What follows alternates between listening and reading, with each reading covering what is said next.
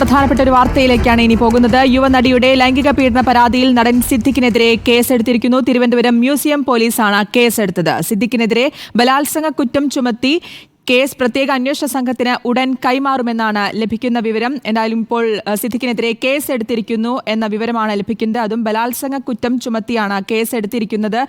പ്രത്യേക അന്വേഷണ സംഘം കേസ് ആരംഭിക്കാൻ ഇന്ന് ഇതുമായി ബന്ധപ്പെട്ട് ഹേമ കമ്മിറ്റി റിപ്പോർട്ട് വന്നതിന് ശേഷമുള്ള പരാതികളിൽ ഇതുമായി ബന്ധപ്പെട്ട് ഉയർന്ന ആരോപണങ്ങളിലെല്ലാം കേസ് ഏറ്റെടുക്കാനിരിക്കുകയാണ് പ്രത്യേക അന്വേഷണ സംഘം. ഇന്ന് പ്രത്യേക അന്വേഷണ സംഘത്തിന് കൈമാറുകയാണ്.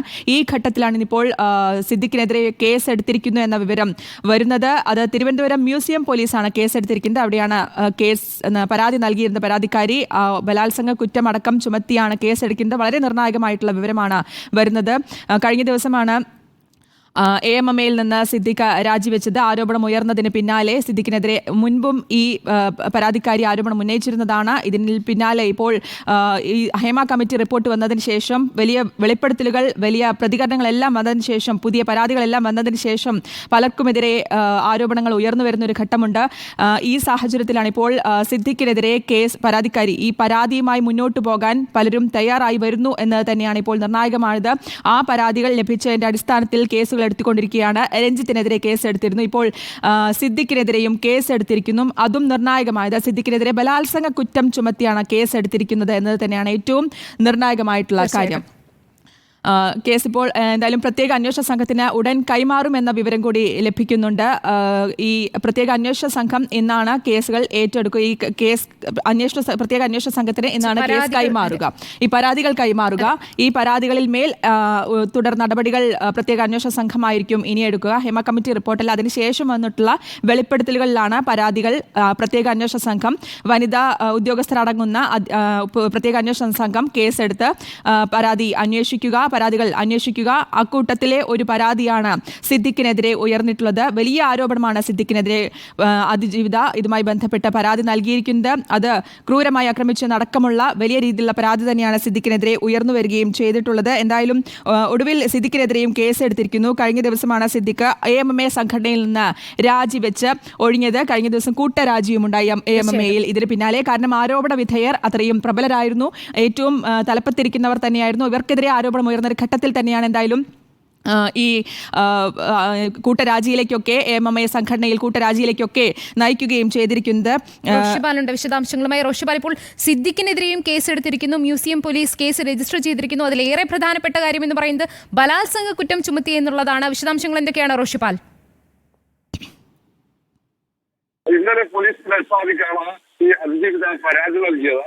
ആ പരാതി പോലീസ് മേധാവി നേരെ ഈ സംഭവം നടന്നത് മസ്കറ്റ് റോഡിലെ ആയതുകൊണ്ട് മ്യൂസിയം പോലീസ് സ്റ്റേഷന് കൈമാറുകയായിരുന്നു. മ്യൂസിയം പോലീസ് സ്റ്റേഷൻ FIR ഇന്നലെ രാത്രി തന്നെ രജിസ്റ്റർ ചെയ്തു. ഇനി ഈ കേസ് നേരെ അത് പ്രത്യേക അന്വേഷണ സംഘത്തിന് കൈമാറും. അജിത ബീഗത്തിന്റെ നേതൃത്വത്തിലുള്ള സംഘമാണ് ഈ കേസ് അന്വേഷിക്കുക. ഈ കേസിൽ ഏറ്റവും പ്രധാനപ്പെട്ടത് ഈ മൊഴി രേഖപ്പെടുത്തുന്ന അടക്കമുള്ള കാര്യങ്ങളിൽ അജിത ബീഗം ഉൾപ്പെടെയുള്ള വനിതാ പോലീസ് സംഘമാണ് മൊഴി രേഖപ്പെടുത്തുക. അതുമായി ബന്ധപ്പെട്ട തുടർ നടപടികൾ ഇന്നുണ്ടാകും. എല്ലാ കേസുകളും ഈ DGPക്ക് കിട്ടുന്ന എല്ലാ കേസുകളും അത് പ്രത്യേക സംഘത്തിന് കൈമാറാനായിരുന്നു ഇന്നലെ തീരുമാനിച്ചത്. പക്ഷേ ഏത് സ്ഥലങ്ങളിലാണ് കുറ്റകൃത്യങ്ങൾ നടന്നത് ആ സ്റ്റേഷനുകളിൽ ആയിരിക്കും FIR രജിസ്റ്റർ ചെയ്യുക. ആദ്യഘട്ടത്തിൽ അത് ക്രൈംബ്രാഞ്ച് രജിസ്റ്റർ ചെയ്യുക എന്ന ഒരു നിർദ്ദേശം മുന്നോട്ട് വന്നിരുന്നു. പക്ഷേ എങ്കിൽ പോലും ഈ കുറ്റകൃത്യം നടന്ന സ്ഥലങ്ങൾ, ഏതാണോ കുറ്റകൃത്യം നടന്ന പോലീസ് സ്റ്റേഷൻ പരിധി, ആ പോലീസ് സ്റ്റേഷൻ പരിധിയിലേക്ക് കേസ് രജിസ്റ്റർ ചെയ്യുന്ന രീതിയിലേക്ക് കാര്യങ്ങൾ എത്തും. ഏതായാലും ബലാത്സംഗ കുറ്റം ഒപ്പം ഭീഷണി, ഈ രണ്ട് കുറ്റങ്ങളാണ് ഇപ്പോൾ സിദ്ദിഖിനെതിരെ ചുമത്തിയിരിക്കുന്നത്. സിദ്ദിഖിനെതിരെ DGPക്ക് ആയിരുന്നു അതിജീവിത ഇമെയിൽ വഴി ഈ പരാതി നൽകുകയും ചെയ്തത്. നേരത്തെ പരാതി നൽകിയേക്കില്ല എന്നൊരു സൂചന ഉൾപ്പെടെ ഉണ്ടായിരുന്നു.